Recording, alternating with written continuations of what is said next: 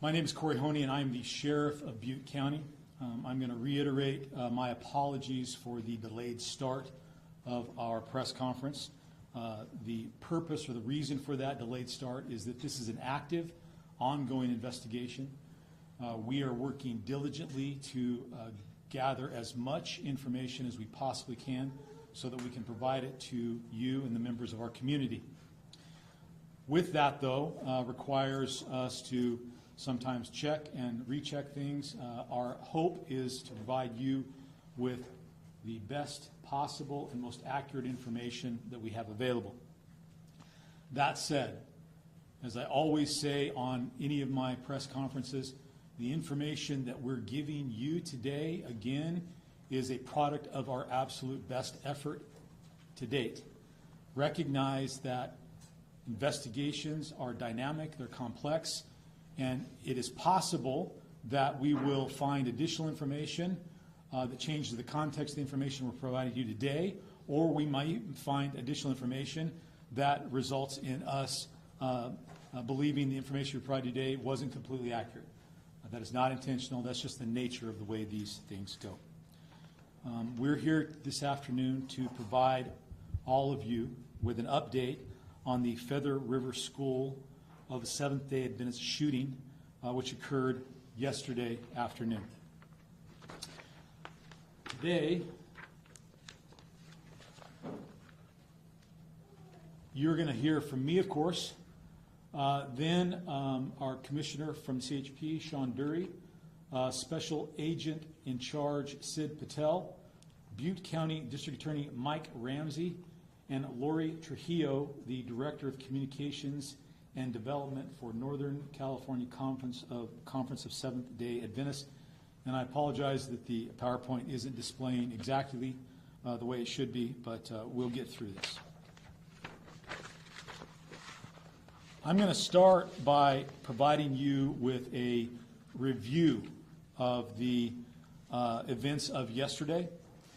Then we're going to talk about the victims in this case.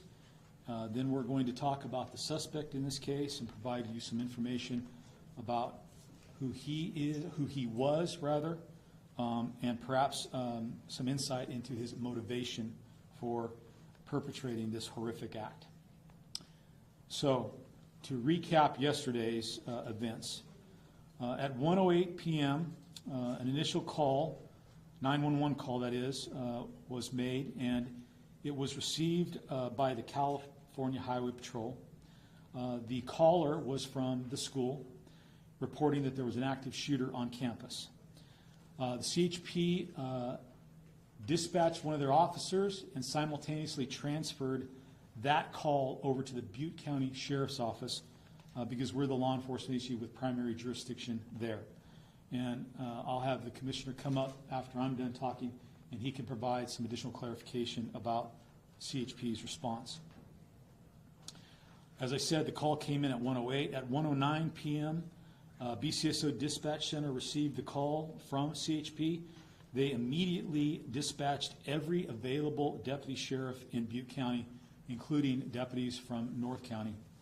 In addition to that, as is the protocol and the practice, law enforcement here in Butte County, consistent with our training, when there is an active shooter incident, it is an all-response situation, and we received responses and support from other allied law enforcement agencies, including local police departments as well as state agencies, such as Fish and Wildlife,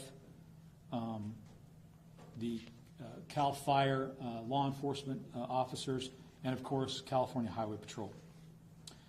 At 1:10 p.m., 2 minutes after the original call, the first CHP officer arrives on scene. He is directed to the area where the suspect is located down on the ground from what appeared to be a self-inflicted gunshot wound.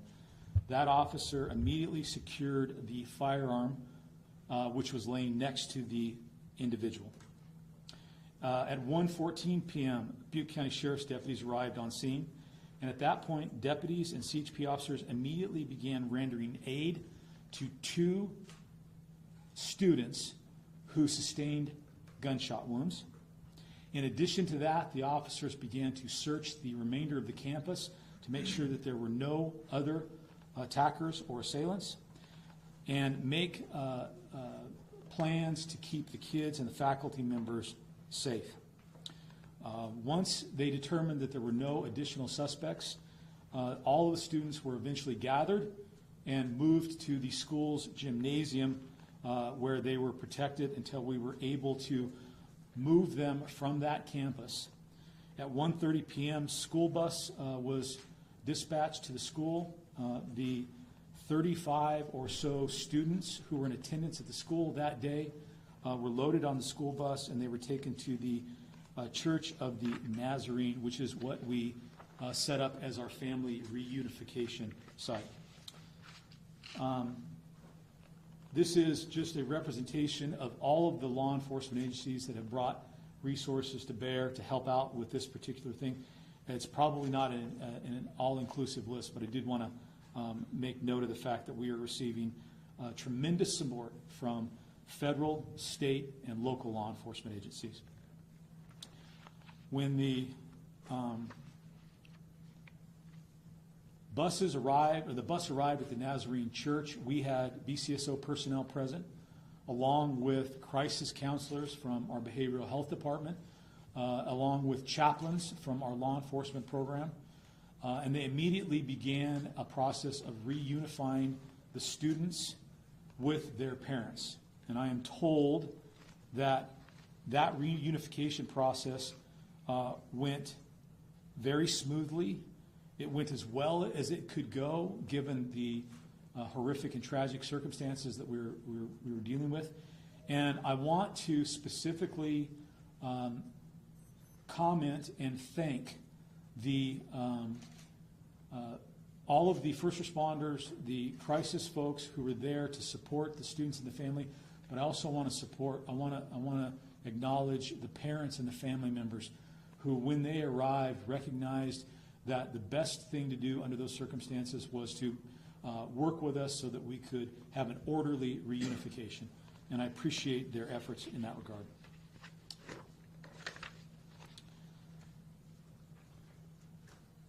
Today, I am going to provide you with information about the two boys who sustained gunshot wounds during this incident. The first young man, Roman Mendez. Roman is 6 years old, and he is in kindergarten at the school. Roman sustained 2 gunshot wounds resulting in internal injuries. The other child that was seriously injured during the course of this, thank you very much. And I'm going to work hard to pronounce this correctly because it's Elias. Elias, thank you very much. It's pronounced Elias Wolfert. He is 5 years old. He is also in kindergarten. He was shot one time in the abdomen, which resulted in internal injuries. Our district attorney, Mike Ramsey, and I traveled down to the hospital where these young men are being treated. They were immediately transported to trauma center, and had an opportunity to sit down and speak with the parents of the 2 boys. Of course, we expressed our heartfelt sympathies under the circumstances. But one of the things that we learned from the physicians is that the boys are both in critical condition. They have a very long road ahead of them in terms of recovery. It's very likely that they are going to have a number of surgeries as going forward. But the fact that they are currently still with us, I think, is a miracle and something that we should all be very thankful for. I'd also like to ask everybody, members of the community as well as the media, to respect the privacy of the family members. Both families talked about how they are focusing on the recovery of their children. That's the most important thing to them, and we can all understand that. But there have been attempts by members of the media to contact them.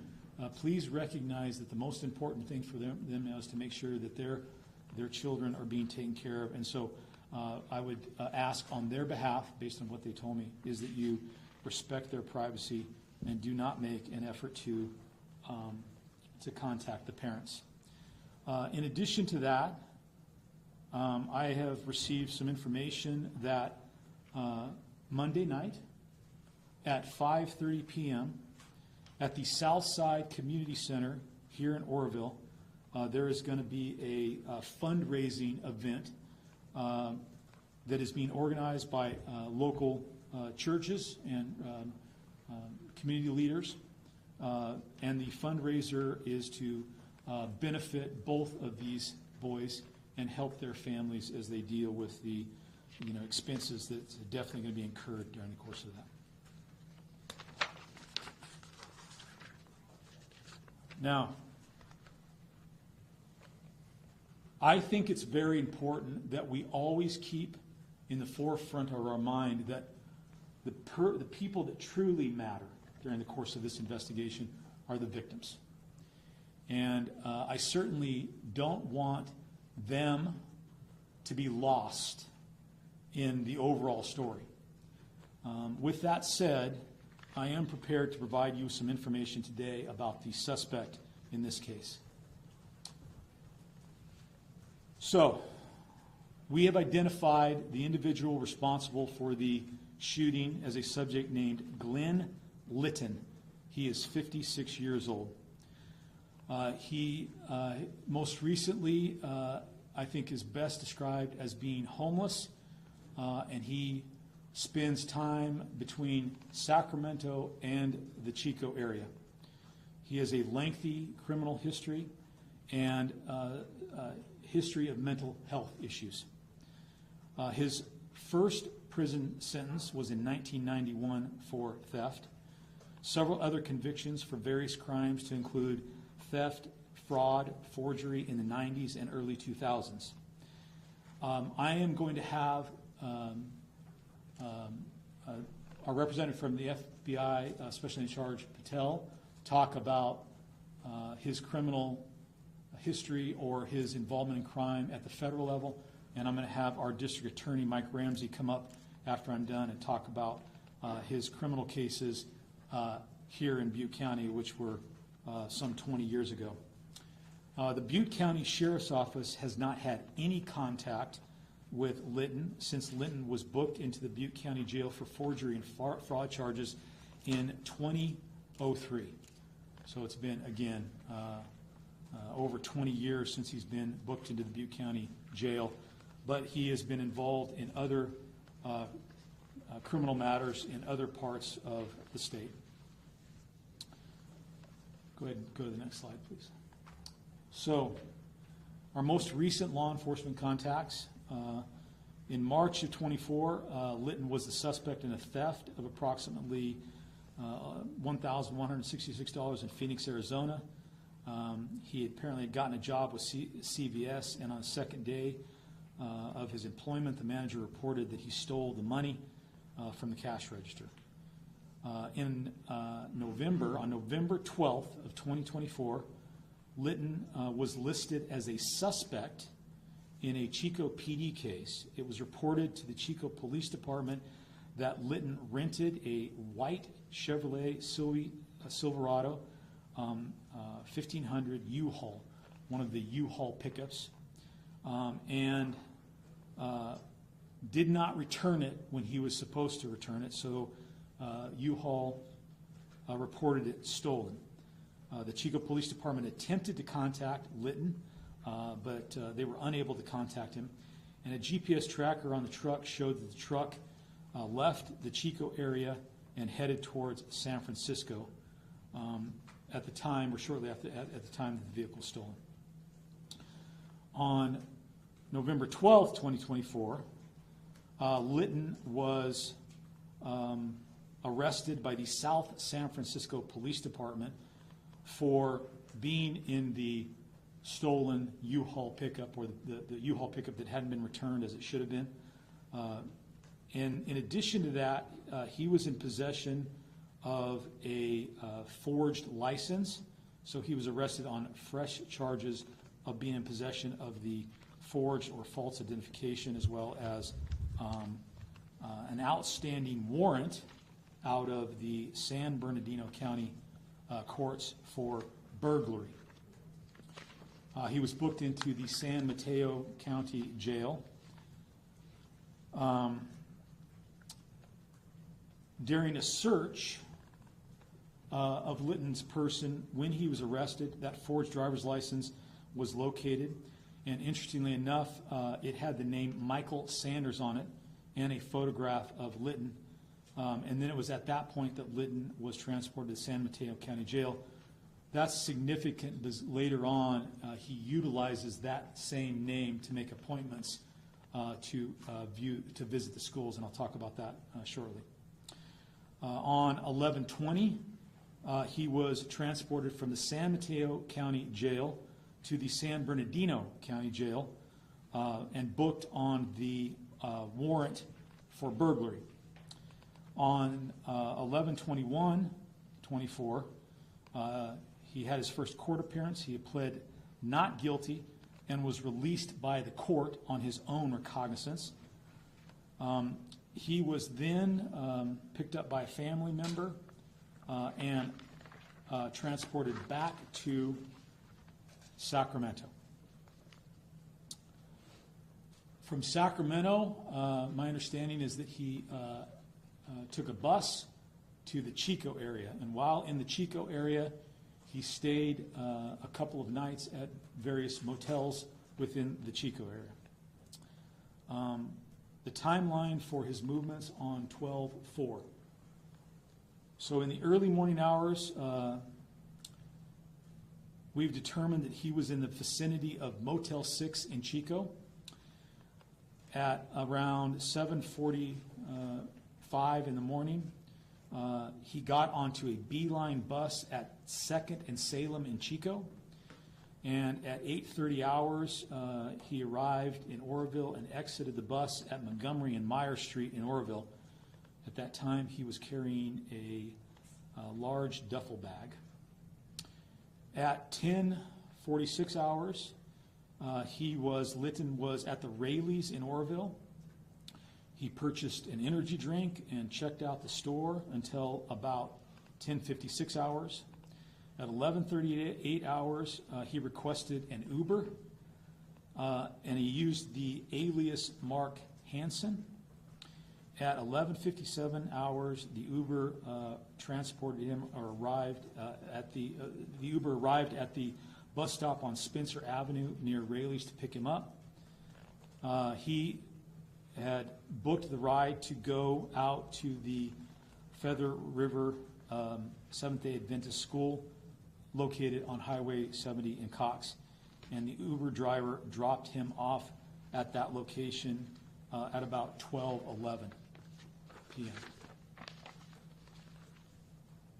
Now, I told you yesterday, and I'll reiterate today, that a couple of days prior to this, Litton had called the school and made an appointment to speak to an administrator about the possibility of him enrolling his grandson in the school. He booked that appointment utilizing the name Michael Sanders, which was the name on the fictitious driver's license that he had. The school set the appointment. When he showed up, he met with the school's principal. And as I said yesterday, it was a cordial conversation. The conversation centered around what it would take for him to enroll his grandson in the school. His story was that his daughter had recently moved to Gridley and that he wanted his grandson to go to that school, and he was willing to pay for the tuition. As it turns out, that was all a lie. His daughter had not moved to Gridley, and he did not have a grandson. So it appears to us that that story was a ruse to set up an appointment so that he could gain access to the campus. After the tour and after the meeting with the principal, he got up and it appeared that he was going to leave. He started to walk back towards the parking lot, and this is him right here. In the first photograph, you see him walking one direction. Almost instantly, he makes a turn and starts to turn and walk back through the breezeway that leads to the playground. And the children at the school were finishing up their noon break and were in the process of heading back to the classroom. Note that he has his hand inside his jacket near his waistband. We believe that is where he was concealing the firearm. After that, he pulls the firearm and initiates his attack. That's when the two boys that we have talked about earlier were shot. The school principal reported that she heard a loud noise, which we believe to be gunshots, and then the children screaming. She immediately came out, found the kids, and began rendering aid.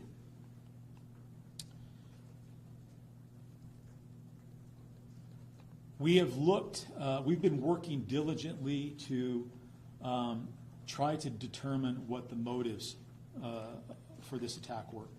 And yesterday I talked with you about the fact that we have received information that led us to believe that he targeted this school because of its affiliation with the Seventh-day Adventist church. There's written information that we received that we believe that came from him, and the information that I think is most probative to why he chose this school is this statement right here.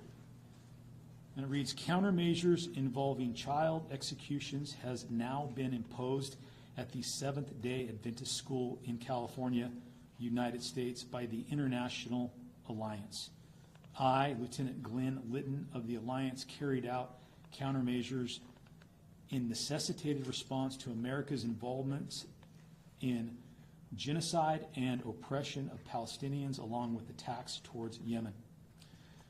Now, I will tell you that we have been working diligently to try to determine if there is, in fact, an international alliance, and if one of their stated purposes is to engage in terrorist acts of this nature. I can tell you at this particular point, and we've been working not only local law enforcement, but federal law enforcement, FBI, Homeland Security, to try to determine if there is, in fact, an international alliance. At this point, we have not been able to find any organization that calls themselves the International Alliance and that is active in this regard.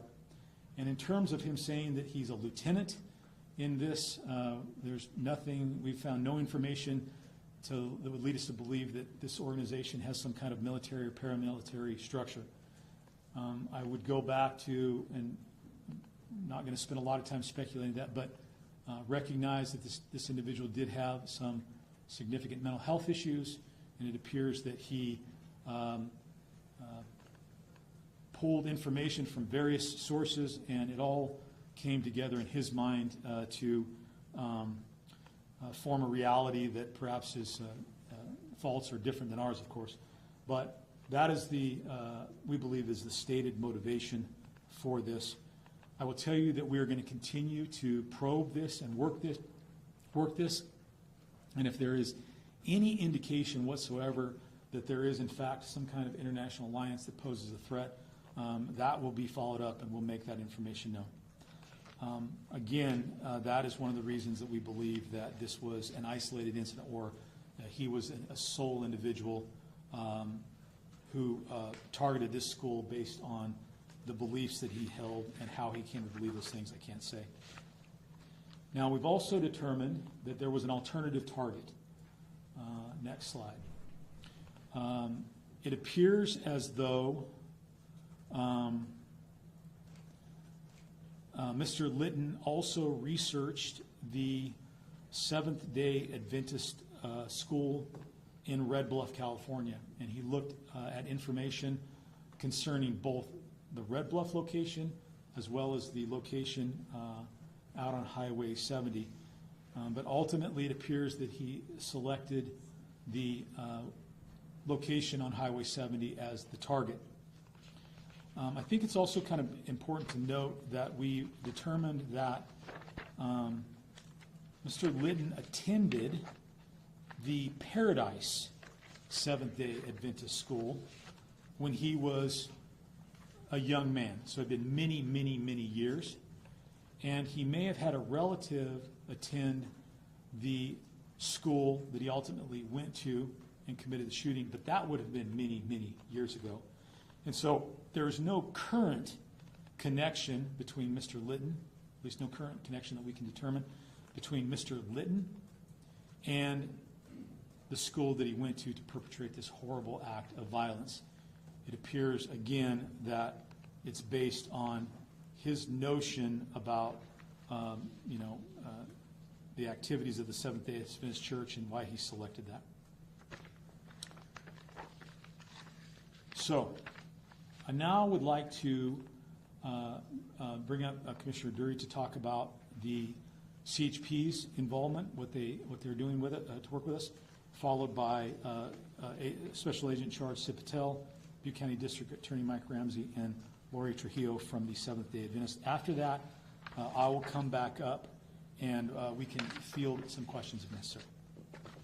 Commissioner? Thanks, Sherrod. My name is Sean Dury. I'm the Commissioner of the CHP.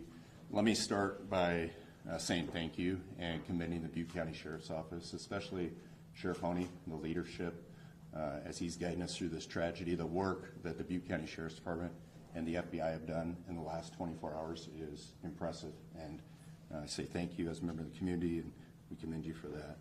Today, Californians throughout the state are grieving alongside the community of Oroville and the people of Butte County as we try to make sense and work our way through this unimaginable tragedy. Our focus, our hearts, and our attention remains with Elias and Roman as these two young men fight for their lives. Yesterday, I want to acknowledge and just express how proud I am of the CHP responders and the other first responders. The sheriff mentioned that at 1:08, the initial call went into CHP dispatch. At 1:09 was the first time that our beat officers heard that call broadcasted on the radio. The officer that was first on scene was a CHP officer. He was about 1.5 miles away on his beat, working traffic. He was shooting radar and working speed out on Highway 70. He responded and got there in about 90 seconds. Deployed in line with the training that he receives, that every CHP officer receives, and I would just point out every police officer in California receives that training. That training is to go towards the threat, go towards danger, and to stop the threat, and then they immediately transition to providing aid. And that's exactly what this officer did. He responded on scene. He found a gate that he was able to maneuver himself through. He located the suspect after he was pointed that direction from school personnel.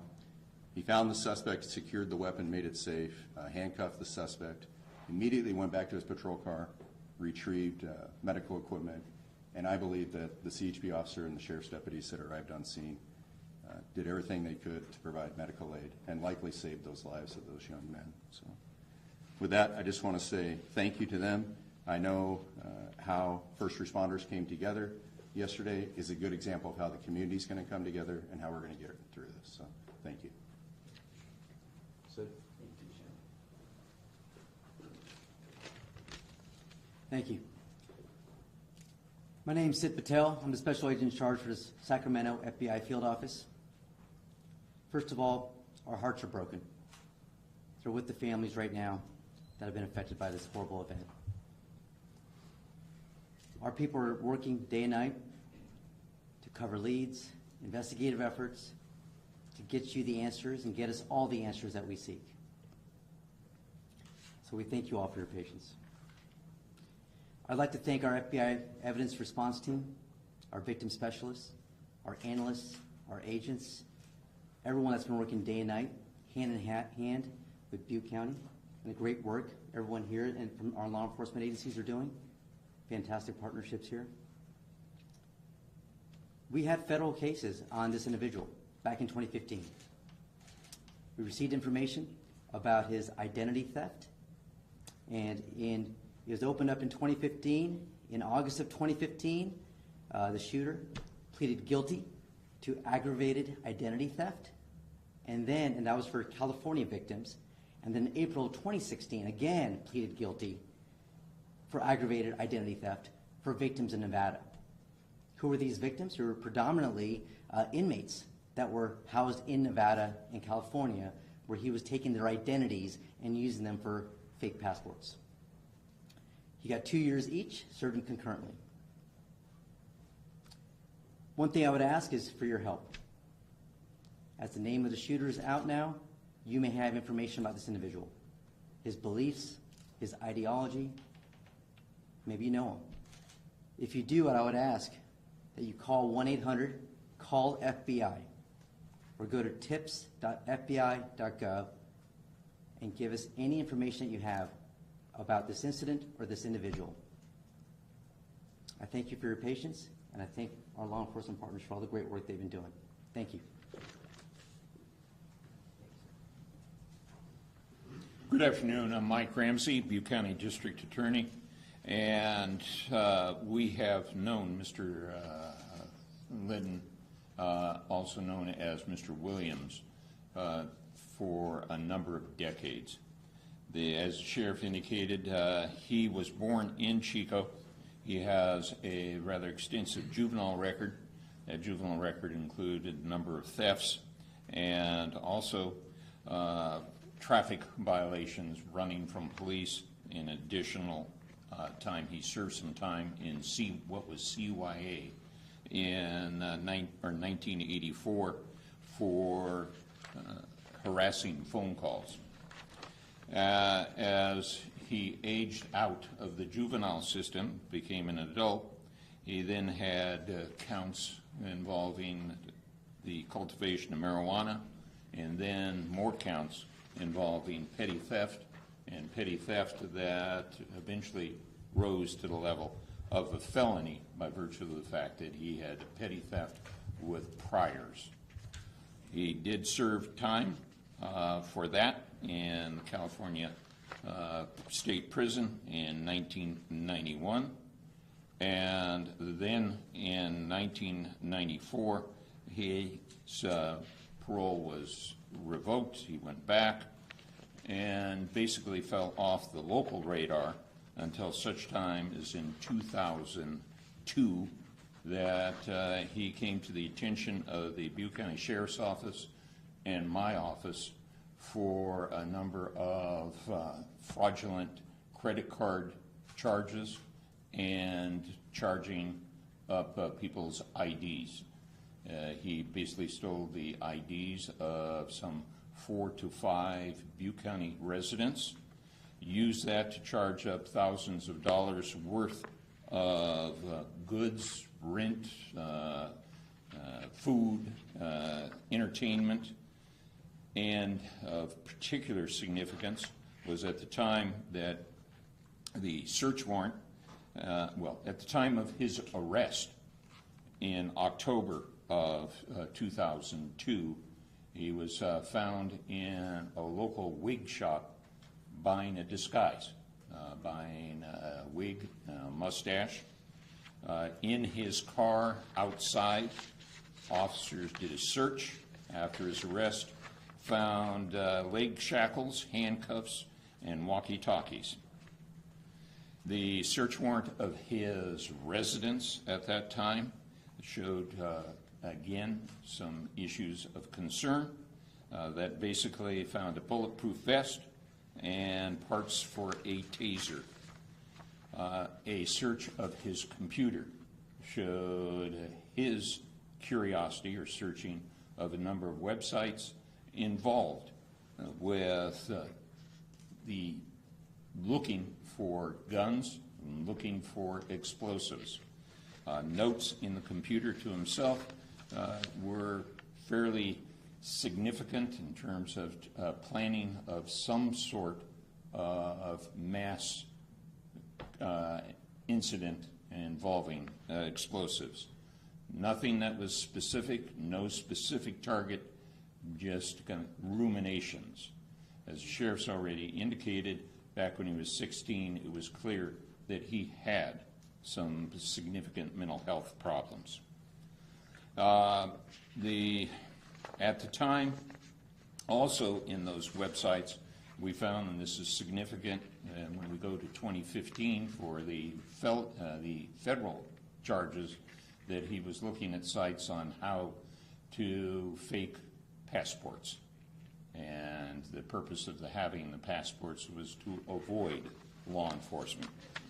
He was convicted in Butte County Superior Court in 2003 of 12 counts, various counts of forgery, ID theft, and theft. So those counts garnered him 8 years and 4 months in the California State Prison. He was released from prison in 2006, and it was basically unknown to us and Butte County law enforcement until this time in which he popped up.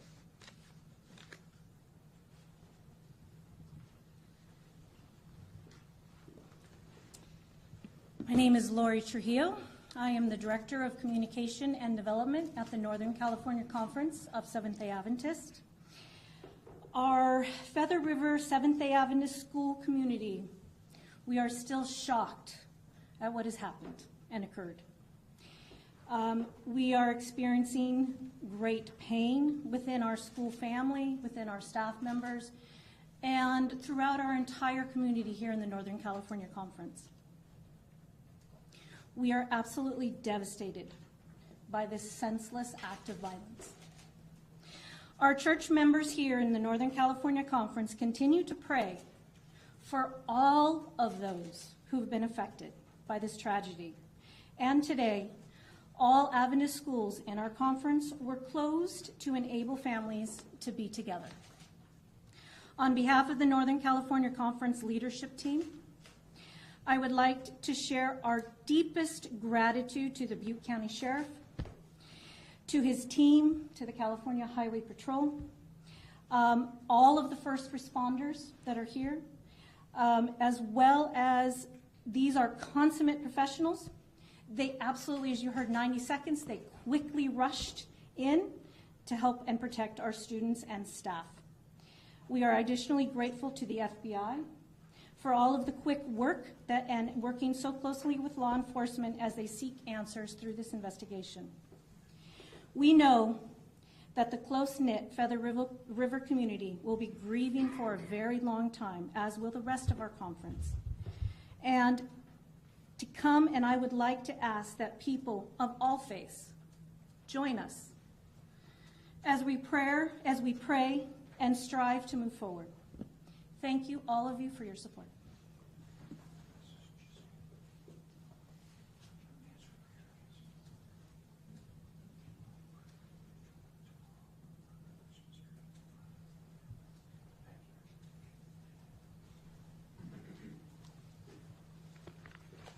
Thank you all very much for the information that you provided.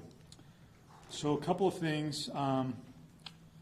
Information's developing, and as we get there, Mr. Ramsey just informed me that there is a candlelight prayer vigil scheduled for tomorrow at 5:30 p.m. At the Oroville Christmas tree, which is in front of the Oroville Municipal Building in downtown Oroville, and that is off Montgomery? The municipal auditorium, Municipal. also known as the Oroville Convention Center. Got it. And that's being organized by Nazarene Church, is that correct? So if you're interested in that, I think that's another event there. Perfect. So I want to close my comments, and then we'll open up to questions, and we'll talk about how we're going to do that in a moment. But with first off, reiterating my thanks to all of law enforcement agencies and first responders who rushed in without hesitation whatsoever to deal with this really tragic event. I also want to recognize the school staff and the principal who also, I think, did heroic things to protect the kids that were on campus that day. I want to again thank and recognize the parents of the students who were affected by this.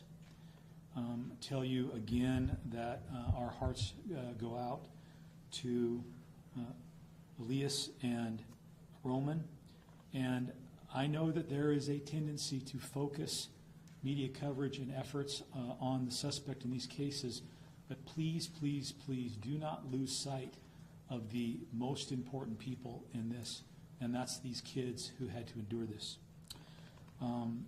As the FBI noted, we are looking for any information that people might have about Litton and his activities. One of the things that I want to note is that he apparently was into bodybuilding and may have frequented gyms in our area or in other areas. If you have information about him, if you knew him, if you were aware of, again, any of his thought process or ideologies, please contact law enforcement, and you can contact the Butte County Sheriff's Office at 530-538-7322 if it's local and you have local information. But if you are in another part of the country, or for that matter, another part of the world, you can contact the FBI at 1-800-CALL-FBI or go to tips.fbi.gov. So I think the way we're going to handle this in terms of questions, similar to the way they did last night in an orderly fashion, I'm going to start, I'll start on this side of the room right here. And I'll point to you if you have a question, let me know. And if the question is for me, I will answer it. But if the question is for one of the other speakers, then we can bring them up to do that. Do you have any questions? That's a no. Was he from Paradise or Chico? So he appears that he appears to, as I said earlier, he did go to the Paradise School, but that was many, many years ago. And it appears that he had left the area and was in a lot of other parts of the state and perhaps the country, because you saw that he was in Phoenix, Arizona shortly before. What we can best piece together right now is that, in essence, he was homeless of late and was moving back and forth between Sacramento and Chico and staying a night or two at various hotels. Okay. My name is Michael with Chico Enterprise. Thanks for the question. What are the plans to reopen the school? Are the kids going to return for the school year later, or will they be homeschooled or transferred to different areas? Okay, so do you want to answer that? Sure. Okay, fantastic. After this press conference, we as a leadership team will be getting together to make that decision. And once we have made that decision, we will be releasing an official press release. And at that point, we will be able to answer you those questions. Thank you. And as I said earlier, the FBI and the District Attorney's Office both have robust victim services. I know they're well engaged in all of that. And then we stand ready to work with school leadership to provide whatever support necessary as they move forward. Thank you. Yes, sir. So I know you guys in 2015 found those kind of suspicious items among his property, the manacles, things like that. Other than that, were there any other moments of violence or any other indications that this guy had violence like this in him? So I will defer to Mr. Rams on that, but I think it was 2002. 2002. 2002. Butte County case. Yeah. 2015 was the federal cases. And it was 2002 where those items were located in his apartment. Correct. And in his car.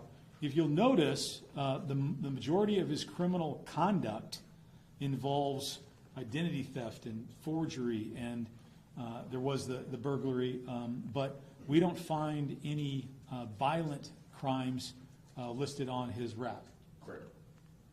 Okay. I just have, pose a few, but I will ask the most pertinent question Thank you, sir. on my mind. Yeah.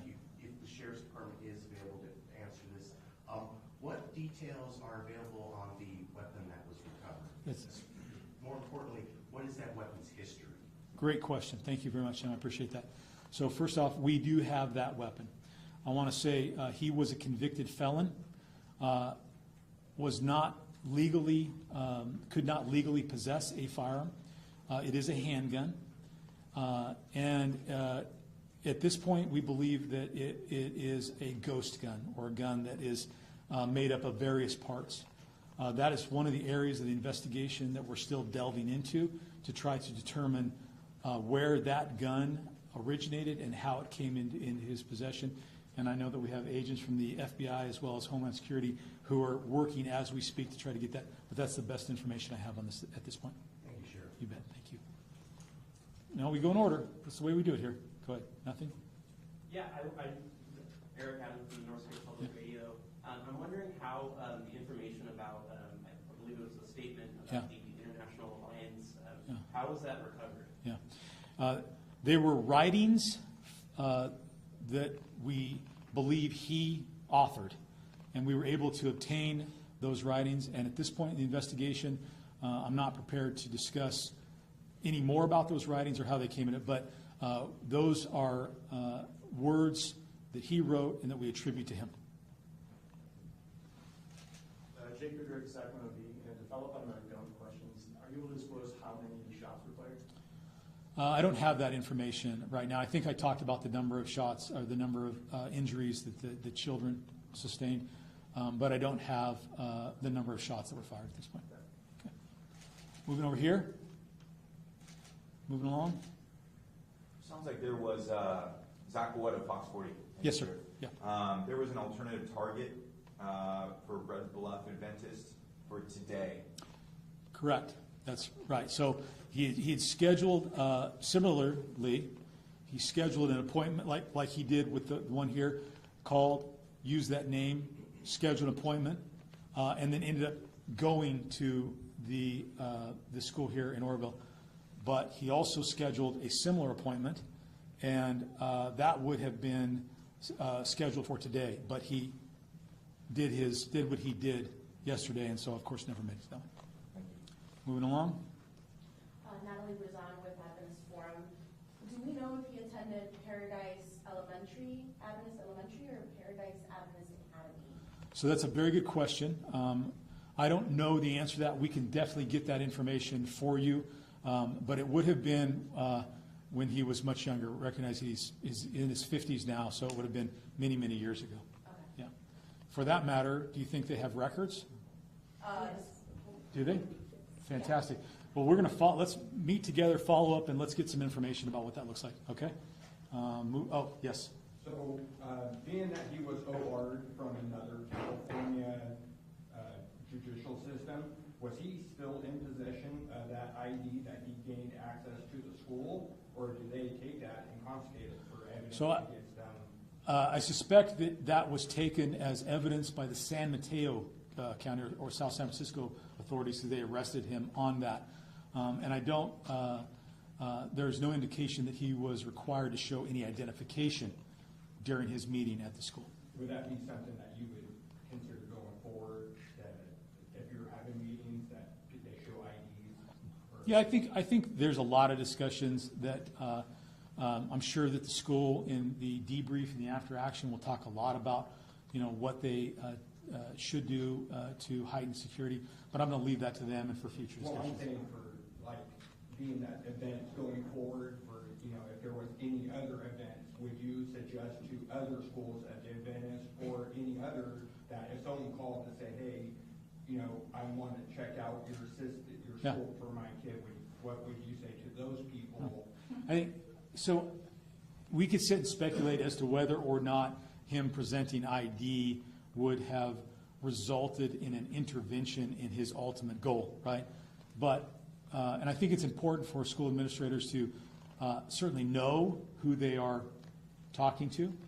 But I also want, when we engage in security procedures, I want security procedures to be meaningful, right?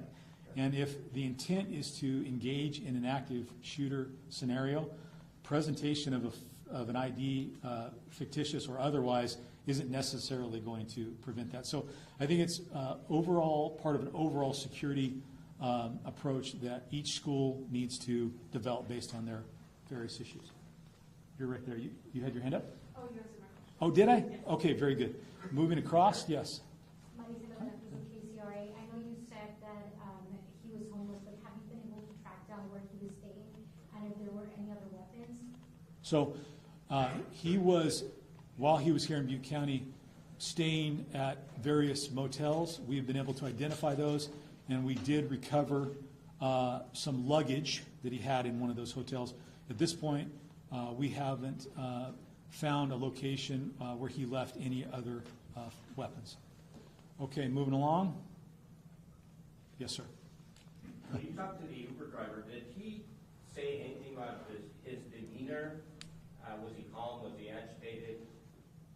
Yeah, I don't. There's nothing from that interview. I wasn't briefed on anything in that interview that gave the Uber driver any cause for concern or caused him to think that this guy was going to go there and launch that attack.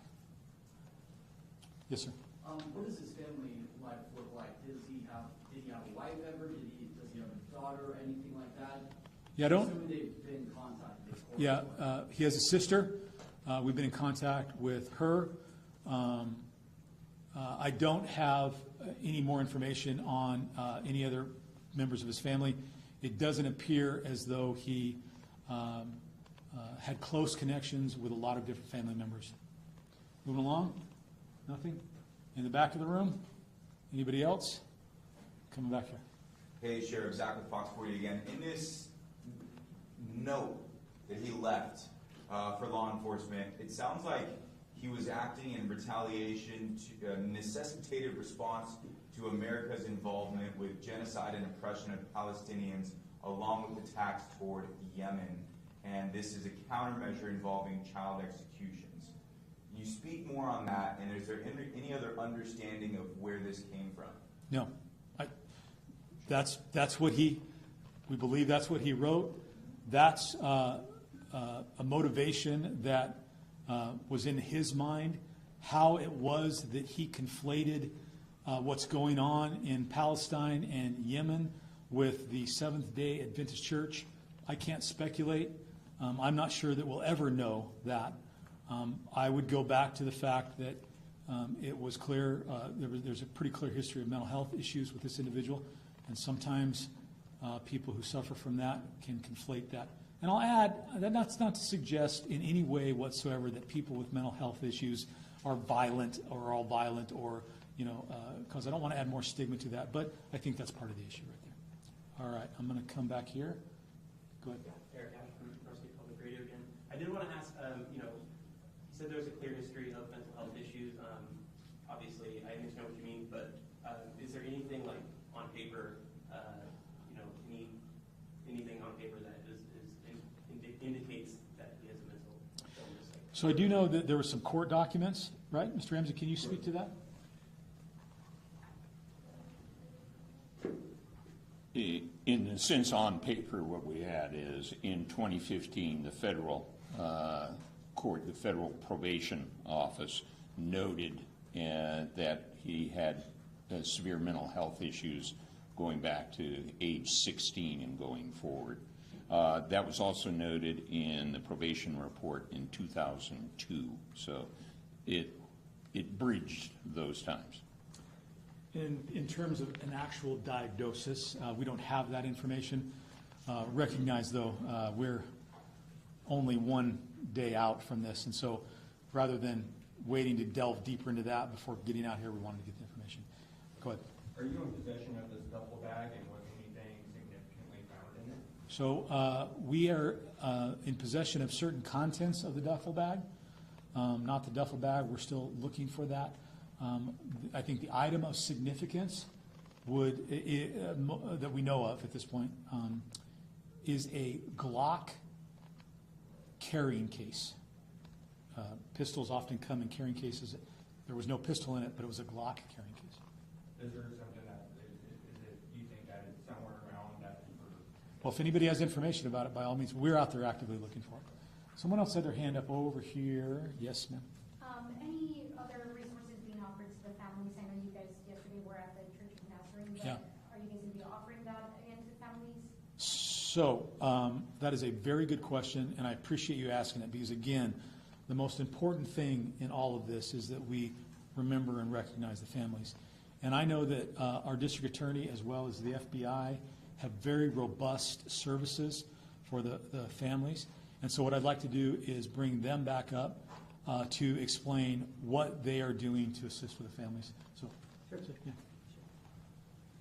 We're working closely with the families. I know from talking to the school is going to be handing out the clothing and backpacks and everything back to the family members.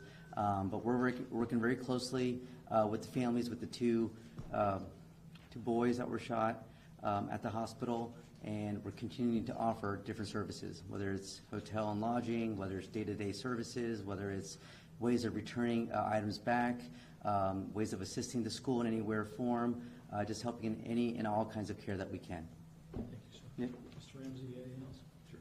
Thank you. Make a note, and following up on that, is that as Sheriff indicated, that he and I were down in Sacramento at the regional hospital, and the families were grateful for the efforts of the FBI in finding housing for the parents there and continuing that housing and continuing any sort of care that that family needs, and what's going to be a long process.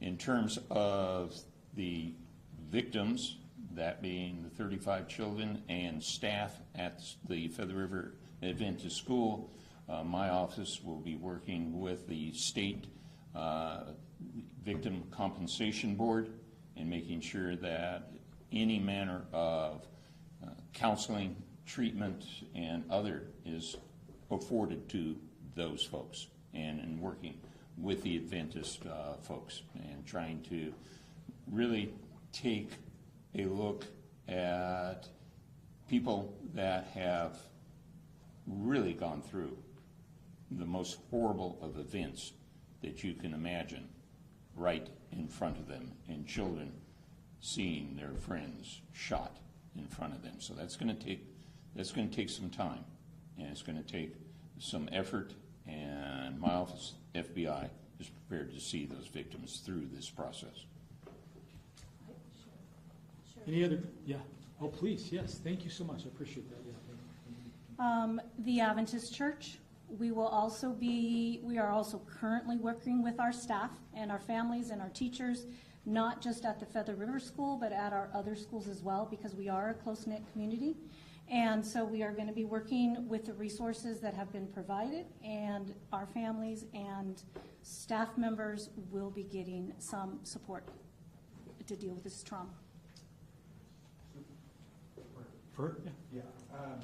A lot of people want to know online is how can, it was said earlier that there's going to be a fundraiser coming up, and what can people do now to help the kids and their families if they need anything in this housing for food, money, anything? What can people do in the community to help the victims? The sheriff mentioned some of the events that are here in the community, and we encourage people to go to those events at this moment in time.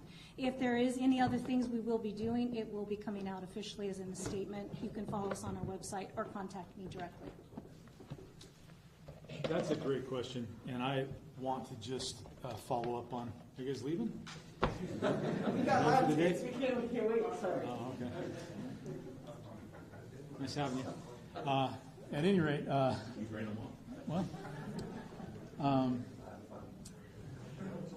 I want to follow up on that because, regrettably, there are times when the worst among us take advantage of tragedies, and they'll set up fictitious GoFundMe pages or false charity events, things like that.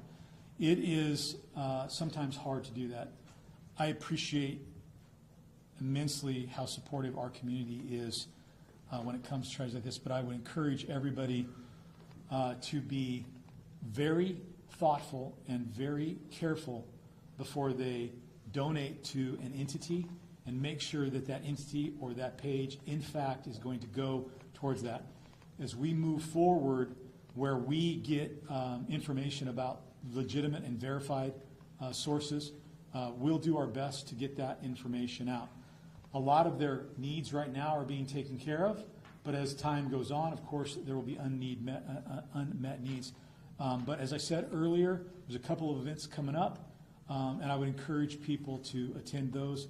And if we get more information about the legitimate, but just be careful, okay? Do you have anything like a victim services that people can donate to the victim services of Butte County Sheriff to help in the meantime? You don't want to donate money to a government agency because that creates a whole lot of other issues in terms of getting it out. But when we can get more information out, we will, okay?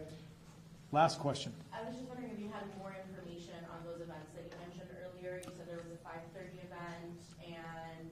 Tell you what I'm going to do. I'm going to have our community relations coordinator put that information out on our Facebook page. That way it can be shared. It gives everybody an opportunity, and then I don't mess it up in terms of telling you something that's not right. Sure. Folks, I'm going to leave you with this. Number one, thank you all very much for your patience. Again, I apologize for starting late and apologize for some of the technical difficulties, but I'm sure you can understand we're trying to provide the best information. And honestly, we're all quite tired. We've been working a lot.